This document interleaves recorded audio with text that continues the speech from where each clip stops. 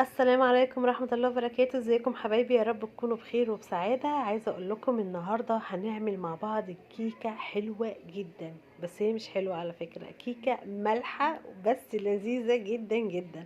كيكة جميلة، كيكة حلوة. انا بسميها دايما كيكة السعادة لانها سببين: احنا كأسرة بنحب الحاجات المالحة اكتر من المسكرة. ثانيا بحب اعملها يوم ما نكون كلنا متجمعين مع بعض. احنا طول الاسبوع كل واحد فينا من ناحية، مدارس، شغل، مش فاضيين. بنتجمع دايما يوم الخميس مع بعض، فبيبقى ده يوم العيلة بتاعتنا، يوم الأسرة. فلازم نعمل حاجة كلنا بنجتمع عليها ان احنا بنحبها. عايزه اقول لكم كيكه حلوه قوي، سهله بسيطه مش مكلفه كمان، لانها تقريبا كده بتعملي جرد للتلاجة، اي حاجه باقيه عنك بتحطيها فيها. جربيها، هتعجبك جدا جدا جدا، وان شاء الله ان شاء الله هتجربيها وتدعي لي عليها. بس اهم حاجه، لو اول مره تشوفيني انا وفاء محمود، اتمنى تشتركي في القناه ولايك وشير لو عجبك الفيديو. ويلا بينا عشان نشوف كل الخطوات بتاعتنا. بصوا، اول حاجه انا استخدمت لها 2 بيضه بس.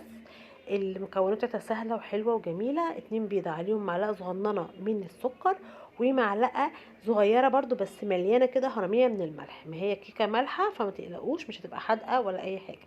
حطيت كل البيض والسكر والملح مع بعض، ضربتهم كده مع بعض تقليبه، وحطيت بقى آه كوبايه اللي هعاير بيها الدقيق واللبن، نفس الكوبايه هنحطها نصها زيت ونقلب. لما الخليط يبقى لونه فاتح قوي هننزل بقى بكوبايه اللبن، نص كوبايه زيت وعليها كوبايه اللبن.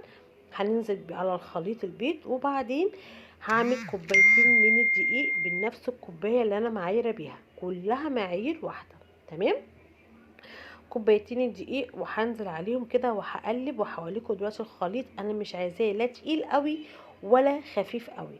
ده كان تقيل قوي، هوريكم السمك بتاعه عامل ازاي، لدرجه ان هو بصوا ما بينزل بصعوبه من المضرب. فانا هعمل ايه؟ هزود معلقتين لبن بس. تقيل معاكي جدا، زودي معلقتين او معلقه في معلقه، وتقلبي لحد ما يوصل معاكي لقوام اتقل شويه من الكيكه العاديه اللي هي المسكره. طب ليه؟ هقولك.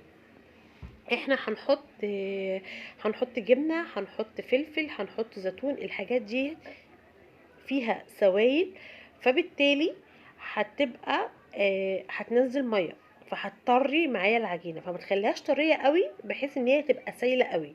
تمام. بصوا كده قوامها هو ده اللي انا عايزاه. وطبعا ما تنسوش تحطوا معلقه من البيكنج باودر ونص معلقه من الكربونات. طيب، لو في حد حابب ما يحطش بيض هيعمل ايه؟ هقول لكم بديل البيض تعملوا ايه. بدل ما تضيفوا 2 بيضه، هتحطوا الزيت مع الملح والسكر وتضربوه كويس جدا. كوبايه اللبن تبقى سخنه، اهم حاجه تكون سخنه تنزلوا بيها. وهتزودوا معيار البيكنج باودر والكربونات. كده هتقدروا تستغنوا عن البيض. طبعا بالنسبه لو حابين تضيفوا لها اي لحوم مفيش اي مشكله خالص، مش حابين تستغنوا مفيش مشكله. عايزه اقول لكم اللي انا بحطها دي البسطرمه اللي انا عاملاها في البيت، اللي يبقى عليها بسطرمه مكدبه، بس فعلا بجد طلعت خطيره ورهيبه. هحط لكم كمان رابط الفيديو بتاع البسطرمه ده في صندوق الوصف.